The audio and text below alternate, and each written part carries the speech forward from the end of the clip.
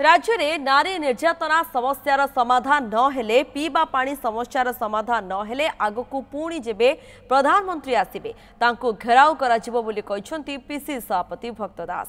गतकाली प्रधानमंत्री आसी नारी निर्यातना उपरे रिपोर्ट कार्ड न मागिबा दुर्भाग्यजनक।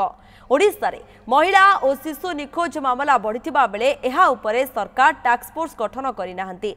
एहा दुर्भाग्य बोली कहिसंती भक्त दास। नारी निर्यातना होची निर्यातित होची तो आदिवासी झील दलित झील गरीबर ही उपरे अत्याचार होची जे आमे पीवा पानी एतिकी दिन भितर स्वच्छ पानी देबू होइथिले ना निर्वाचन रे आमे स्वच्छ पानी लोकन को देबू बोलिकरी वर्षे हे गला स्वच्छ पानी देबा देखरे की पदक्षेप राज्य सरकार नेछि से कहबार उचित। आपण वुमेन कमिशन डिजॉल्व कर दे वर्षे भितर गोटे वुमेन कमिशन काई कर पारले ना एटा जवाब देबे प्रधानमंत्री। नेक्स्ट टाइम प्रधानमंत्री आसिबे ता पूर्व नारी निर्यातना एवं एपिडेमिक अवस्था सुधरिबो नहीं पीवा पानी जदि लोकन को देबे नहीं प्रधानमंत्री को घेराव करा जिवो।